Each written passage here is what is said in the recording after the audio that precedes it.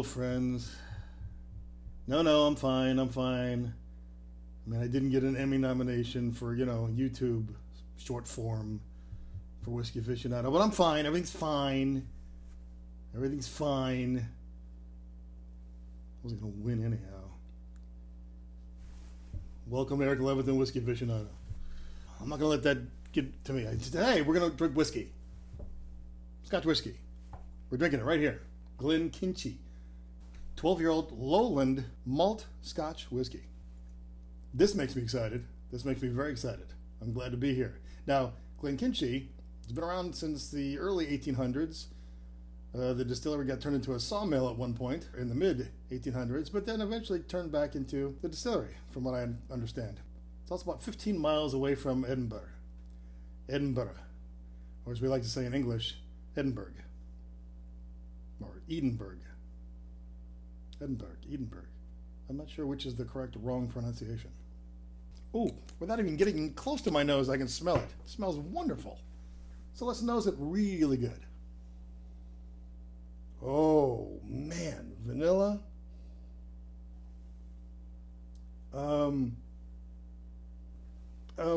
Flowers, not flowers. What's the word? Flora. There's some flora going on in there. Oh, it's like the best way of smelling like a meadow. Oh, it's sweet and it's light. There's some citrus going on there. It smells lovely. It's light. It's like summer. It's like summer in a meadow in the best possible way.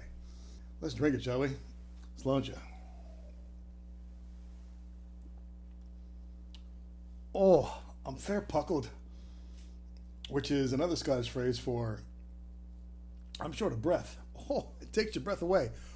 Wow. Vanilla. It just keeps coming. Lemon and vanilla. Sweetness, like a. It's just a little bit there. It's almost like it's weird. It's almost like one of those rums I had like weeks ago, a month ago. I believe it was Don Papa rum that tasted like vanilla frosting.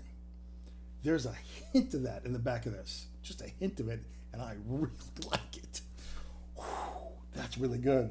Boy, put that all together. Vanilla, lemon, frosting. It's not like a lemon cake or a lemon cheesecake. One of those. Or just all three separate. That's fine too. But you get them all. It says you should definitely put a little water in it. It also suggests that you pair it with things. Like, I actually think maybe this was in my head. Maybe this is my head because they say you should pair it with like cheesecake, like a cheesecake. So maybe that's where that came into my head.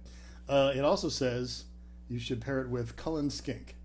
Now I heard Cullen skink and I went, that can't be good. So I looked up what that is. That's a Scottish thick soup with haddock, potatoes, and onions. I am not a fish eater. But a fish soup sounds even worse than anything I could think of. It does nothing for me. So there's no way that I'm ever eating something called Cullen skink. No offense to my Scottish friends, but woof. But this, with a little water in it, let's see what happens there. I get the vanilla a lot more now. Actually, the vanilla frosting kind of feeling. With a little bit of lemon now with the water. Ooh, let's taste that. It's now dessert. I'm telling you. This is so much more than I expected. I didn't know what I was going to expect, but this is really good on many levels. All the flavors are still there. It's just like a tight unit now.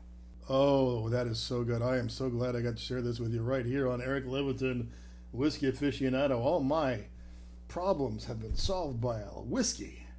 Let's face it, every day all my problems are solved by a little whiskey. Let me leave you with the words of James Joyce today. The music of whiskey falling into a glass made an agreeable interlude.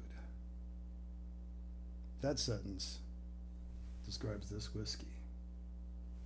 Thank you for coming.